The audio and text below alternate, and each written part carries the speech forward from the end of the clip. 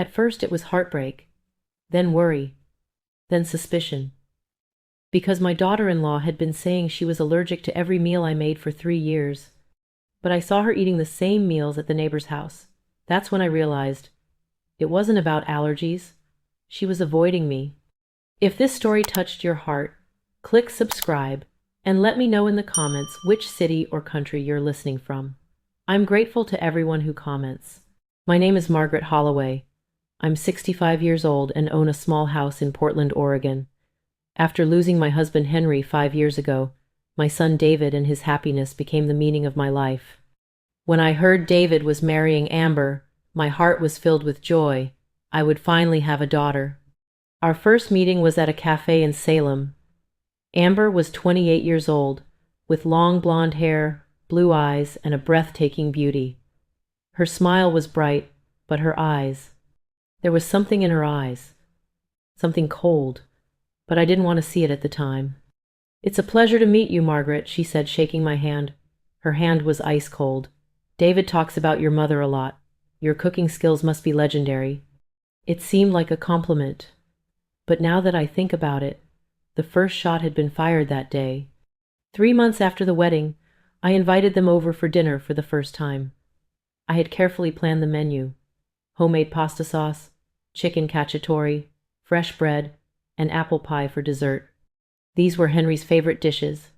David loved them too. When Amber walked in, she wrinkled her nose.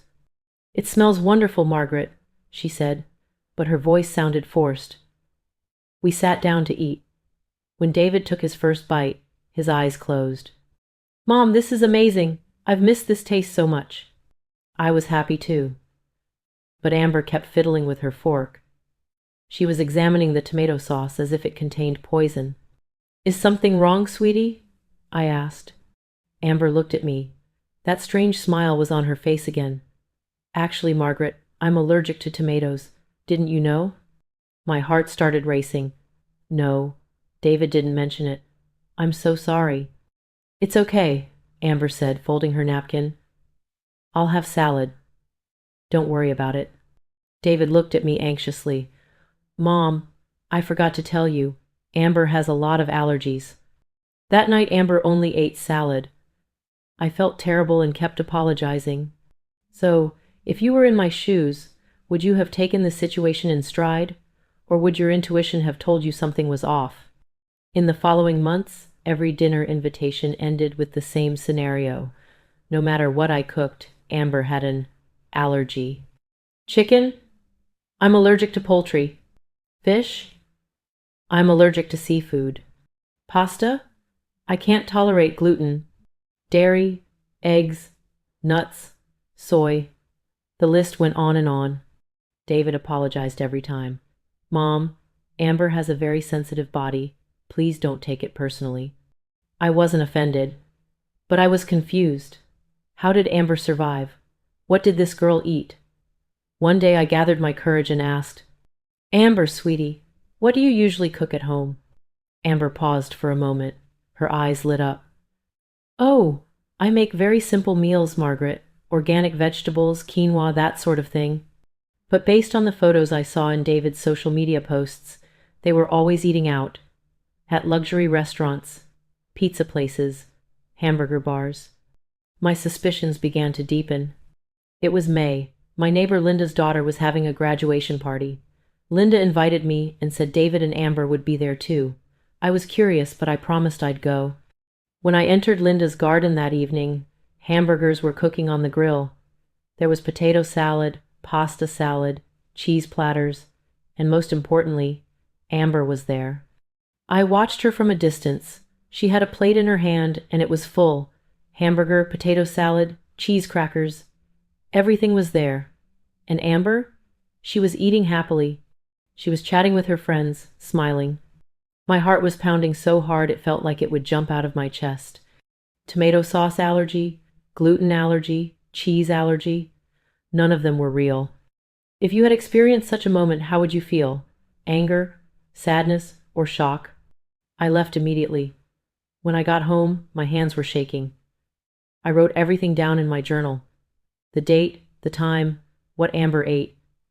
I knew I had to document it, but I didn't know why yet. The next day, I called David. Son, I saw Amber at Linda's party yesterday. She was eating hamburgers and cheese, but she always told me she was allergic to those foods. David was silent. Then he took a deep breath. Mom, please, don't pressure Amber. Maybe she was feeling fine that day. Allergies don't just disappear for a day, David. Mom, his voice was sharp. Amber is a sensitive person. Don't blame her. Maybe there's something wrong with your food. Those words cut me deeply. She hung up the phone. My son had left me feeling vulnerable for the first time. I couldn't sleep that night. Maybe David was right. Maybe there really was something wrong with my cooking. But no, that didn't make sense. I'd been using the same recipes for 30 years. Henry and David had always loved these meals. Something was wrong, and I needed to find out the truth. In June, David invited me to lunch. Alone. Amber would be at work. When we met, there was a sparkle in my son's eyes. Mom, I have some great news for you. I felt a chill. I didn't know why. Amber is pregnant. You're going to be a grandmother. The world stopped. I should have been happy. I should have been overjoyed. But I felt a cold emptiness inside. This is wonderful, David, I said, trying to smile.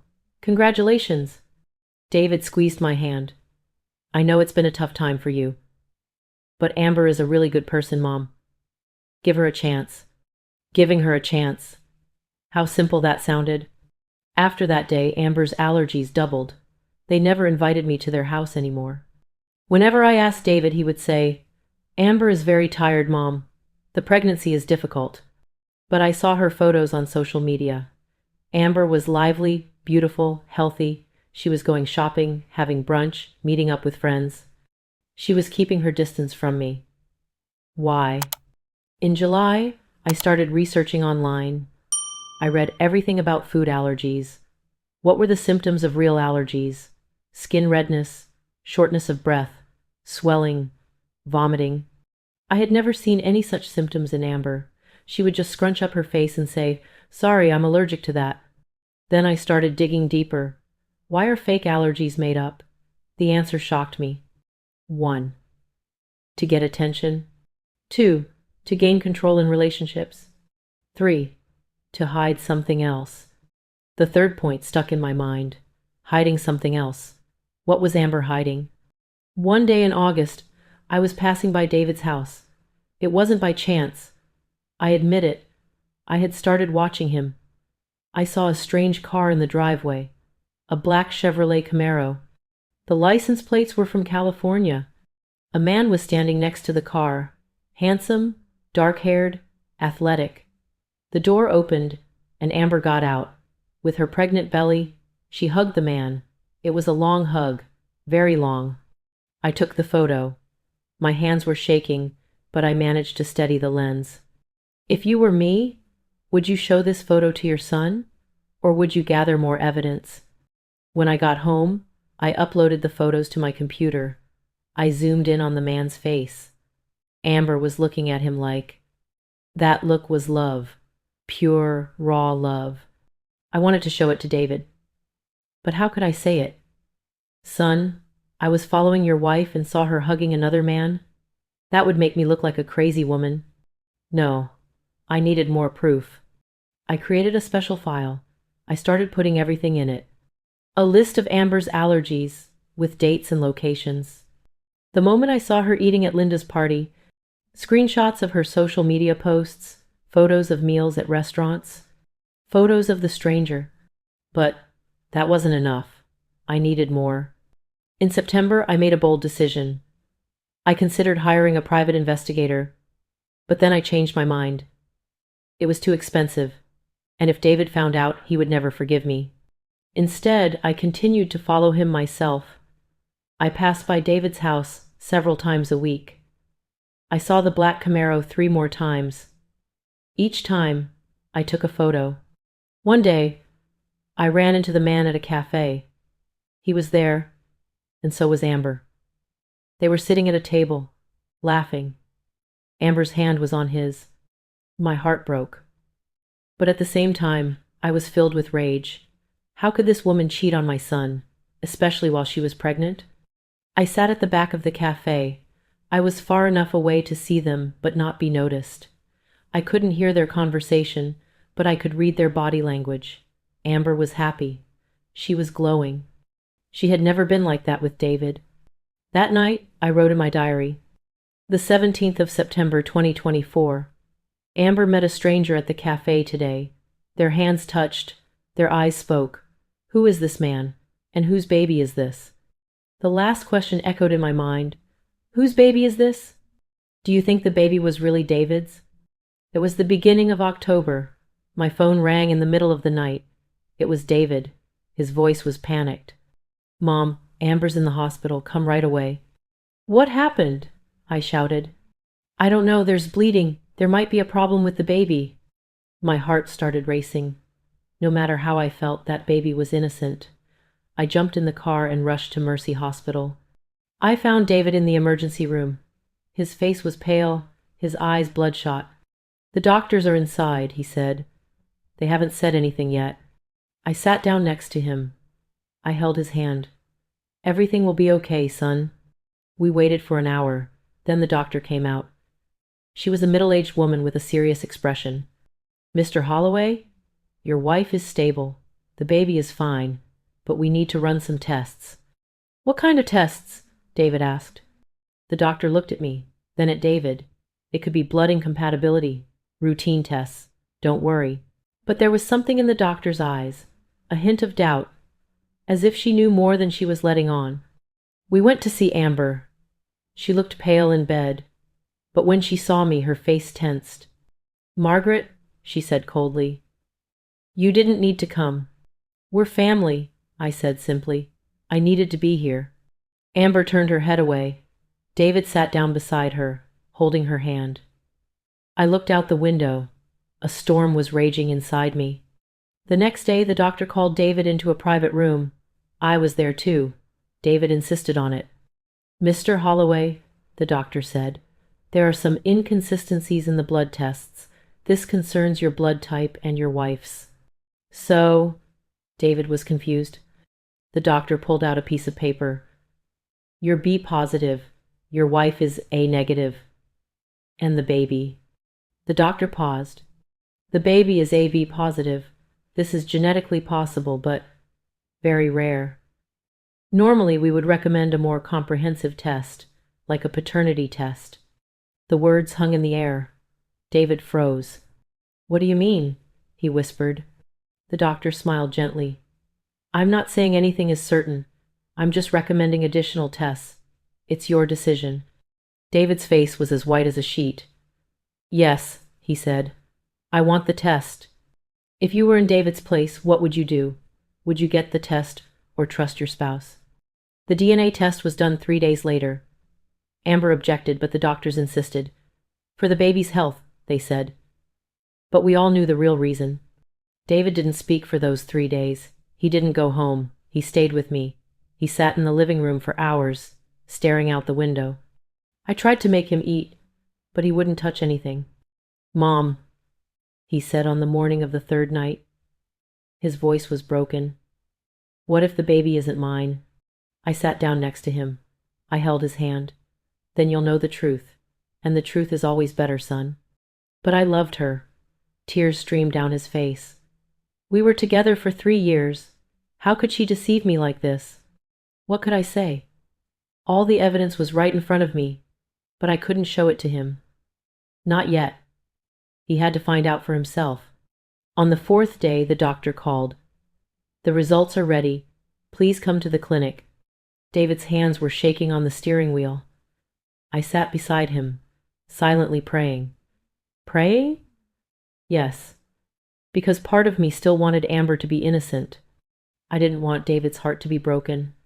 But there was another voice inside me, the voice that wanted to know the truth. We entered the doctor's office. There were 2 envelopes on the table. The doctor looked at us with a serious expression. Mr. Holloway, first I must say, these results are not legally binding, but medically they are 99.9% accurate. David swallowed. Tell me. The doctor opened the envelope. The genetic tests show that. You are not the biological father of this baby. Silence. A deep, heavy, suffocating silence. David's face was expressionless. It was as if his soul had left his body. Then his eyes closed, and he began to cry. Deeply, with sobs. I took him in my arms. My son, my little son. As he cried on my shoulder, the whole world collapsed for me. Do you know what a mother's deepest pain is? It's watching your child suffer and being unable to do anything about it. The doctor gave us time. Then he asked gently, "Would you like to inform your wife?" David lifted his head. His eyes were red, but his gaze was clear. "Yes, now." We returned to the hospital. Amber had been discharged, but David called her home, to my house. He wanted that. "I want to be with you, Mom," he said. Amber's eyebrows were furrowed as she walked through the door. "What's this meeting about, David?" We sat in the living room, me, David, and Amber. A triangle formation. The tension in the air was thick. David placed the envelope on the table. DNA test results. Amber's face went pale. What are you saying?" "The baby isn't mine." David's voice was calm but cold. "Who?" Amber jumped to her feet. "This is nonsense. The test could be wrong. Doctors make mistakes." "The doctors are 99.9% certain, Amber." David also stood up. Who is that man?" Amber's eyes shifted to me. In that moment, in that single glance, I understood. She was blaming me, as if I had created this situation. "This is your doing, isn't it, Margaret?"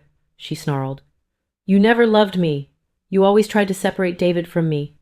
Can you believe it? He was the guilty one, but I was the one being blamed." I tried to stay calm. "Amber, we're just trying to find out the truth here. Whose baby is it?" "Shut up!" Amber screamed. "Who are you to give me orders? You're just an old, lonely woman. You're trying to take your son away because you have no life." The words hit me so hard. But David intervened. "Amber, don't talk to my mother like that. Answer me. Whose baby is it?" Amber started crying. But were the tears real? I wasn't sure. He's an old friend. It was a mistake. Just once. I swear, David, I love you." David stepped back, as if he'd been slapped. "What's his name?" "Marcus. Marcus Delgado. But it's over. We're over. I chose you." "Marcus Delgado. That's his name. The owner of the black Camaro. The man at the coffee shop. Amber's true love." David shook his head slowly. Get out. Get out of my house now." "David, please." "Get out!" David's voice was so harsh that even I flinched. Amber shot me one last hateful look. "This is all your fault. I hope you're happy." And she slammed the door as she left. David collapsed to the ground. And he cried again. Have you ever experienced such betrayal? Do you know how that pain feels? The next day, David hired a lawyer. The divorce process began. But I still had questions on my mind. Who was Marcus? How long had he been with Amber? And most importantly, what did the allergies have to do with it? That night, I opened my file. All the notes, photos, dates I'd collected over the years. Everything was there. And suddenly, I noticed something. Amber's allergies had started in March, exactly 3 years ago, and her meeting Marcus also coincided with that period. I found a photo on social media, Amber and Marcus at a concert in March 2022. So, Marcus had been in her life for a long time. But what could that possibly have to do with the allergies? Then I understood. Pregnancy symptoms. Nausea, aversion to certain foods, sensitivity to smells. All of these were pregnancy symptoms, but Amber was presenting them as allergies. But why? If she was pregnant... Wait, hold on. Could Amber have been pregnant before? I turned on my computer. I looked through Amber's social media accounts again. There was something strange in June 2022. She hadn't posted anything for 2 weeks. When she came back, she had lost a lot of weight. I couldn't access her medical records, but had she had a miscarriage? Or an abortion? If so, that baby could have been Marcus's, and now she was pregnant again. Again with Marcus. But this time she was married to David, so she was trying to pass the baby off as David's. What other lies had she told? How many more secrets did she have? Should I tell David about this? What if it hurt him more? But at the same time, he had the right to know the truth. The next morning I called David for breakfast. I placed the file on the table. "Son, I need to show you something." I will never forget the expression on David's face when he opened the file. Shock, anger, sadness, all mixed together. "Mom, did you collect all of this?" "Yes," I said. "I'm sorry. But something was wrong and I needed to know." David looked at the photos one by one. Pictures of Marcus at the cafe, a photo of Amber eating at Linda's party, social media screenshots, allergy notes. This is unbelievable." His voice was trembling. "You've been deceiving me for 3 years." "It seems that way." David paused on one photo. Marcus and Amber at the March 2022 concert. "This photo was taken before we met," he said. "So Marcus isn't an old friend.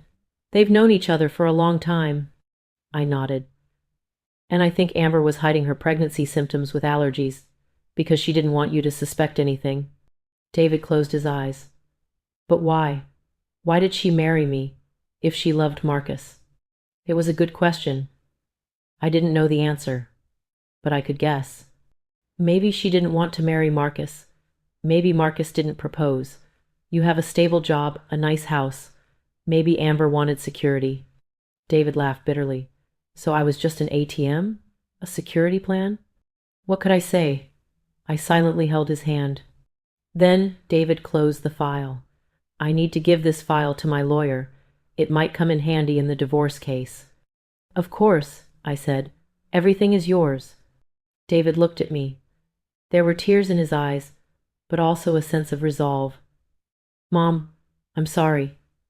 I didn't listen to you. I blindly defended Amber. I was wrong." "No, son," I said. "You loved her. Love is blind. It's not your fault." He hugged me. A long, tight hug. "What would I have done without you, Mom?" But the story didn't end there, because Marcus was still missing. We knew who he was, but where was he? What was he doing? What would happen after the baby was born? David spoke to his lawyer. The lawyer said Marcus had to be part of the divorce proceedings, because since the baby was his, child support and custody rights were at stake. We hired a private detective, this time for real. His name was Sam Kowalski, a former cop, now a private detective. Broad-shouldered, serious-faced, he looked trustworthy. "How long will it take to find Marcus Delgado?" Sam asked. "We don't know," David replied. "But he drives a black Camaro with California plates, and he was frequently in contact with Amber." Sam took notes. "Can I talk to Amber?" David frowned. "I don't think so. She's not talking to us." "No problem. There are other ways." Sam got results within a week. Marcus Delgado was 32 years old and lived in Sacramento.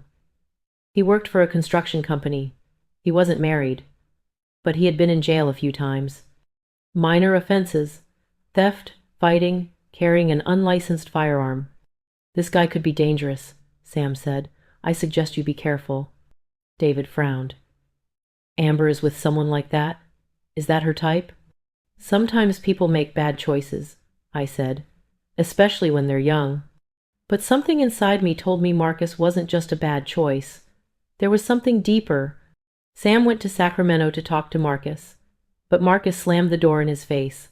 "I won't talk to anyone," he said. The lawyer issued a subpoena. Marcus was legally compelled to testify. It was mid-November. The court date arrived. Everyone was there.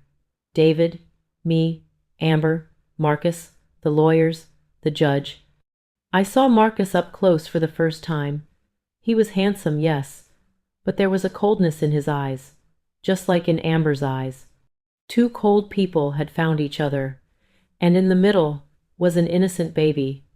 The judge reviewed the files, the DNA test results, Amber's medical records, the evidence I had gathered, photos, notes, dates. "Miss Holloway," the judge said to Amber, "is this baby Mr. Delgado's?" Amber bowed her head. Yes. And did you deceive Mr. David Holloway? Did you make him believe the baby was his? Silence. Mrs. Holloway, answer. Yes. Her voice was a whisper. The judge turned to Marcus. Mr. Delgado, did you know this baby was yours? Marcus leaned back comfortably. Yes. And did you know that Mrs. Holloway was married? Yes. Then why didn't you intervene? Marcus shrugged. It wasn't my problem. Amber can do whatever she wants. The judge frowned. But the baby is your problem, isn't it? Because the baby is yours. Marcus looked uncomfortable for the first time. I don't want to be a father. Amber made that decision, not me. David jumped to his feet. You bastard! How can you reject a baby? Sit down! The judge roared. David sat down, but his fists were clenched. The judge turned to me. Mrs. Margaret Holloway, please come forward. I stood up. My hands were shaking. I walked to the judge's desk. Miss Holloway, did you prepare this file? Yes, sir. Why? Why? Because something was wrong, because my son was suffering, because a mother always knows. Because my daughter-in-law was lying, sir, and I had to know the truth. The judge smiled, a small, appreciative smile. This file is very comprehensive. Dates, photos, notes. Are you a detective? No, sir. I'm just a mother. The judge nodded. Sometimes mothers are the best detectives. Amber looked at me angrily. Marcus was indifferent. He felt nothing. The judge made his decision. The divorce was granted. David didn't have to pay spousal support. Marcus would pay child support after the baby was born. Amber was on her own. Had justice truly been served? Or was this just the beginning? As we left the courthouse, Amber grabbed me. She held my arm tightly. This is your fault, she said. Her eyes were like fire. You ruined my life. No, Amber, I said calmly. You ruined your own life, with lies and deceit. I love David. No, you didn't. You loved Marcus. But he didn't marry you. That's why you used David. Amber let go of my hand. Her face was as white as a sheet. You can't prove that. I already have. The file is in court. Everyone saw it. Tears streamed down Amber's cheeks. Why? Why are you against me? What did I do to you? Oh, Amber. She still didn't understand. You hurt my son, I said. You lied to him. You used him. A mother can never forgive that. Amber turned her back and walked away. Marcus was waiting for her. The two of them got into the black Camaro and drove off. David came over to me. Mom, are you okay? I'm fine, son. It's all over now. But I was wrong. Because Amber had another plan. It was December. Amber gave birth to the baby. A boy. She named him Ethan. David heard the news, but the baby didn't interest him. He's not my son, he said. He's Marcus's son.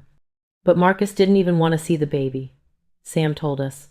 Marcus didn't go to the hospital. He didn't call Amber. He acted as if the baby had never been born.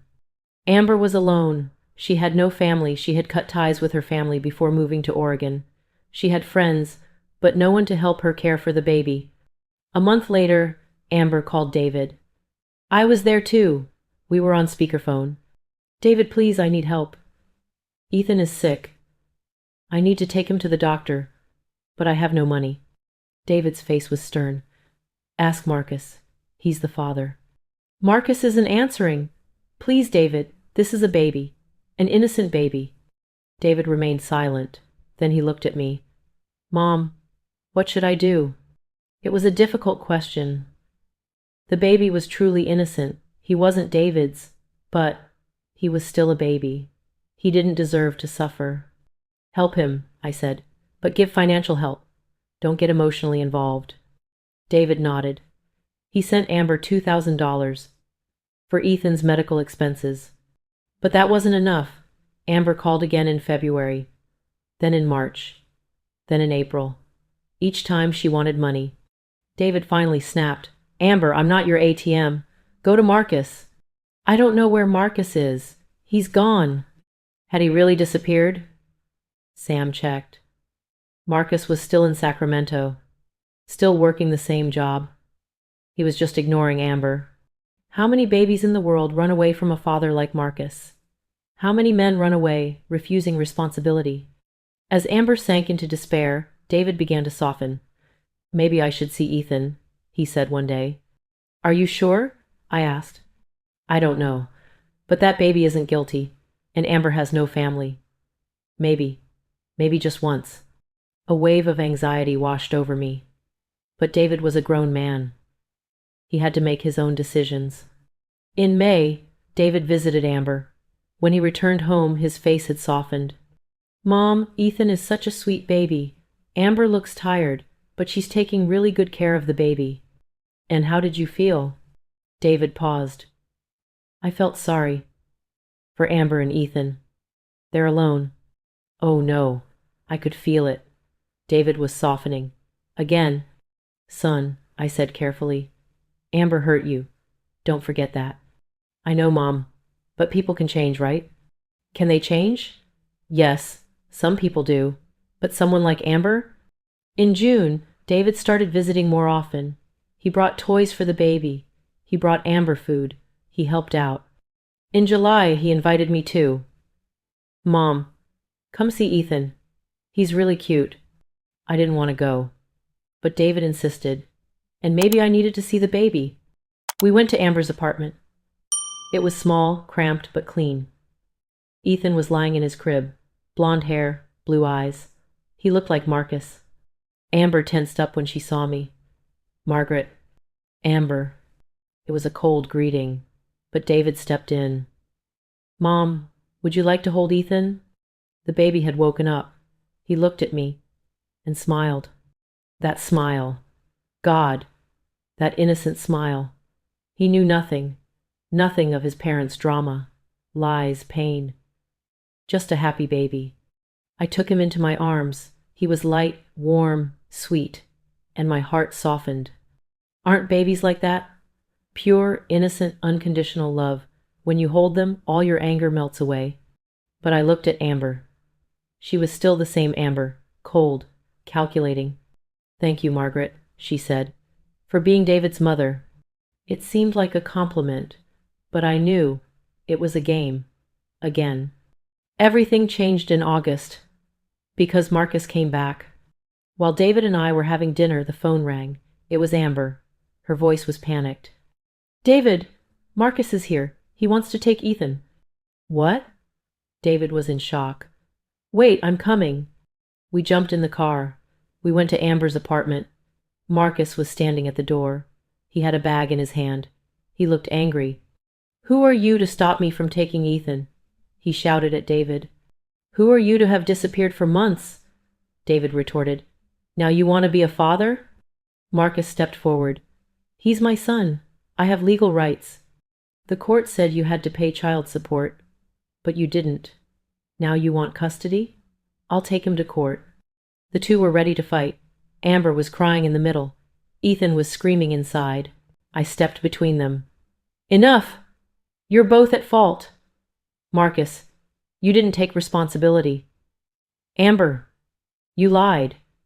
David, you were deceived. But there's a baby here, and that baby doesn't deserve your drama. Silence fell. Everyone looked at me. Ethan needs a home, I continued. A loving, stable home. Marcus, if you want him, you have to prove you're responsible first. Pay child support. Visit regularly. Being a father isn't just about blood, it's about being there. Marcus lowered his head. You're right. I wasn't ready. But I am now. We'll see, I said. We'll see. David came in and took the baby. Ethan wasn't crying anymore. He had calmed down in David's arms. In that moment I understood. David, even though he wasn't the biological father, loved Ethan. He truly loved him. Do you think fatherhood is measured only by DNA? Or by being there, loving, protecting? In September, the court issued a new ruling. Marcus won custody, but only with supervised visits. He had to pay child support first and visit regularly. Full custody would be reviewed after a year. Amber wanted to see the baby, but the court granted her limited visitation rights because Amber's past lies had shaken trust. David. David made an unexpected decision. He wanted to be Ethan's guardian. "Mom, I know this is crazy," he said, "but I love Ethan. He's not my biological son, but I've bonded with him, and neither Amber nor Marcus will be good parents. I know that." My heart ached. "Son, do you realize how difficult this will be? You'll be raising the child of the woman who betrayed you, a child she had with another man." "I know," David said. There was a resolve in his eyes. "But Ethan needs this. And maybe I need this too, to be a father." The lawyers got to work. David filed for custody. The court process would take a long time, but David was determined. In October, Marcus lost his job. He left Sacramento. No one knew where he went. He had disappeared again. Amber broke down. She fell into depression. Social services got involved. Ethan was temporarily placed with David. In November, exactly 1 year after the DNA test results were revealed, the judge issued the final ruling. "Mr. David Holloway, you may not be the biological father, but the care, love, and responsibility you have shown this child set an example. Miss Amber Holloway, however, has failed to demonstrate the necessary stability to care for her child. Mr. Marcus Delgado is missing. Therefore, I am awarding custody of Ethan Holloway to Mr. David Holloway." David cried. I cried too, out of happiness. As we left the courtroom, Amber came to me one last time. Her eyes were swollen, her face pale. "Raise him well," she said quietly. "Please." "David will raise him," I said, "and he'll be a wonderful father." Amber nodded. "I know. You were right, Margaret. You were right about everything. I ruined everything." For the first time, I saw genuine regret in Amber. "Life goes on, Amber," I said. "You can pull yourself together, get help, heal. Maybe one day you can have a healthy relationship with Ethan." "I hope so," Amber said, and she walked away. April 2025. Ethan was now 16 months old. He had started walking. His first word was, "Dada," for David. David was a wonderful father. Every morning he dropped Ethan off at daycare, they played together in the evenings, and went to the park on weekends. Ethan's room was filled with toys, pictures on the walls, a loving home. I visited often too. Ethan called me Gan, short for Grandma. I smiled every time. One day David said to me, "Mom, when should I tell Ethan the truth? That I'm not his biological father?" "When the time comes," I said. "But not now. He's still too young. But one day you will tell him, honestly, with love, and he will understand. Because true fatherhood isn't in DNA, it's in love." David smiled. "You're always right, Mom." In May, an unexpected visitor arrived, Marcus. When I opened the door, I was surprised to see him. He had lost weight. His hair and beard had grown long. He looked exhausted. "Margaret," he said, "is David here?" "Yes, but what do you want?" "I want to see Ethan. Please." David came out. His face tensed when he saw Marcus. "What do you want?" Marcus bowed his head. "I want to apologize for everything. I'm a regretful man. I'm a bad father. But can I see my son just once?" David thought for a long time. Then he nodded. 10 minutes, under my supervision." Marcus went inside. Ethan was playing with his toys. When Marcus saw him, his eyes filled with tears. "Hello, Ethan," he said softly. Ethan looked at him, a stranger's face. He didn't recognize him. Marcus knelt down.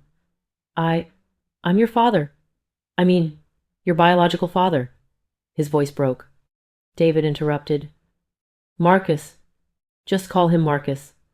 That's enough for now." Marcus nodded. He offered Ethan a toy. Ethan took it.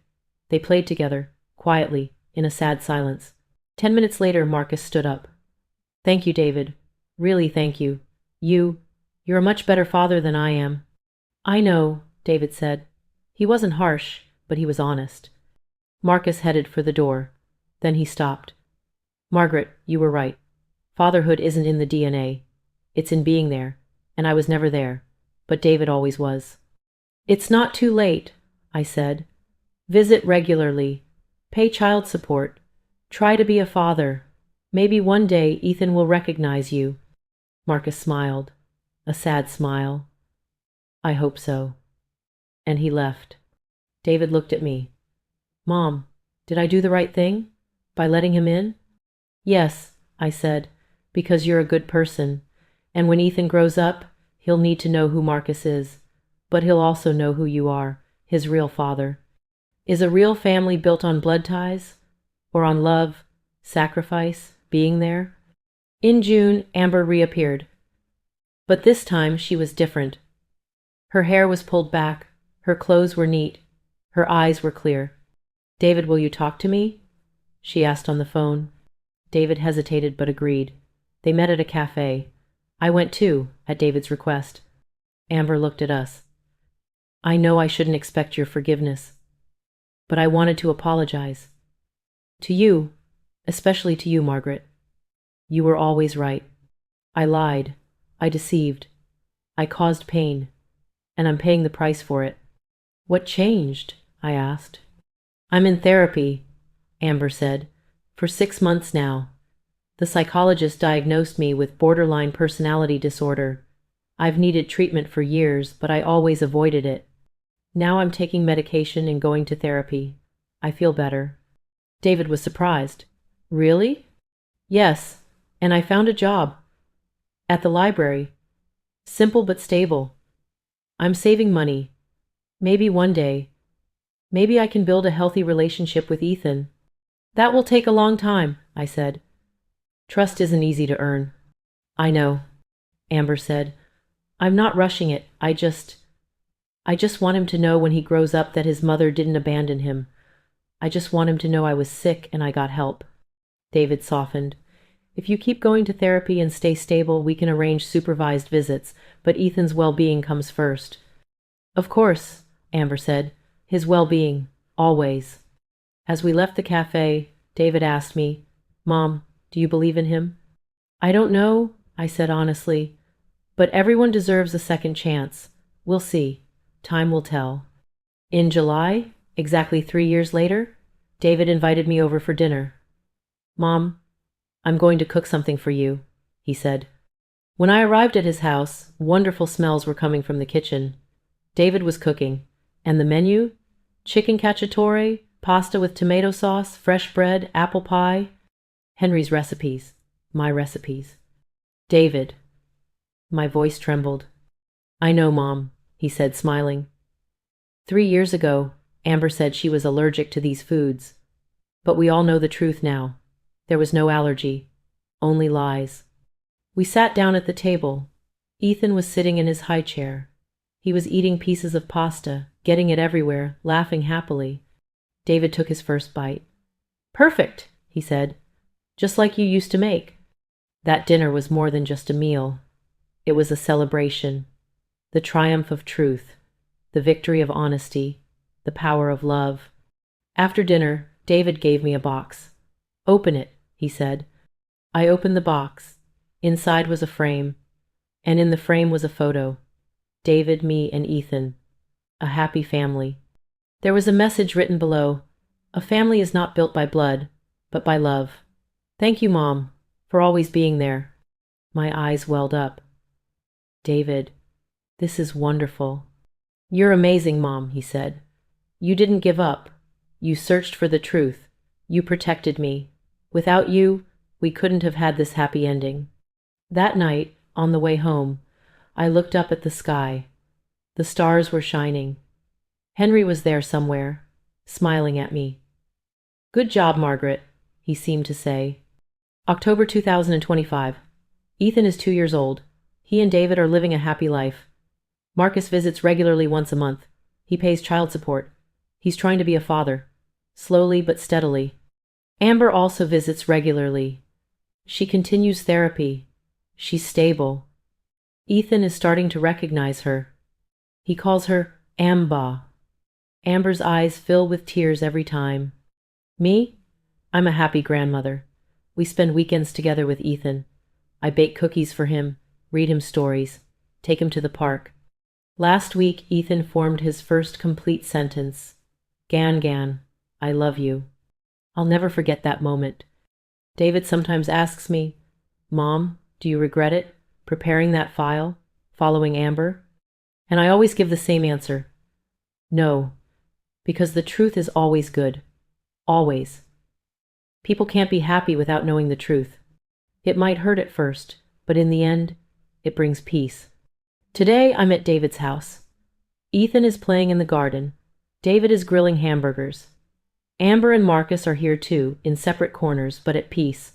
Everyone is here for Ethan. This is an unusual family, not traditional, but it works, because we all love Ethan, and we're doing everything we can to protect him. Ethan runs to me. Grandpa, play with me. I pick him up. Of course, sweetie, always. And that's how the story ends. A happy ending? Maybe not in the classic sense, but a real ending, an honest ending. Because life doesn't always end like a movie. Sometimes it's messy, sometimes it's painful. But in the end, love wins. Always. Now I'm speaking to you. Yes, you. You who are reading, listening, and thinking about this story. If your intuition whispers something to you, listen. For years I thought, maybe I'm exaggerating. But I was right. We have instincts for a reason. Don't be afraid to seek the truth. Yes, it can be painful. Yes, it can change everything. But not knowing is worse. Not knowing lives with you, eating away at you. Document everything, dates, places, events. If you ever need to prove the truth, be prepared. If I hadn't prepared that file, the court might not have believed us. Family is much more than blood ties. David and Ethan aren't biologically related, but you should see how they care for each other, father and son. A real family is built by being there. People can change, but it takes time. Amber is changing. Slowly. Marcus too. But it didn't happen overnight. Giving second chances is nice, but you have to be careful. Mothers always know. As mothers, we are programmed to protect our children. If something is wrong, we feel it. Don't ignore it. And finally, true happiness comes from honesty. Lies provide temporary comfort but ultimately destroy everything. Be honest. With yourself, with your loved ones, with everyone. This story is fictional, but similar stories happen every day. Maybe in your family, maybe in your neighborhood, maybe with a friend. If this story has affected you, if it has made you think, if it has taught you something, share it, talk about it, don't stay silent. Because silence is the best friend of lies. Speaking up is the weapon of truth. I am Margaret Holloway, 66 years old. I live in Portland, Oregon. I am a grandmother. And this is my story.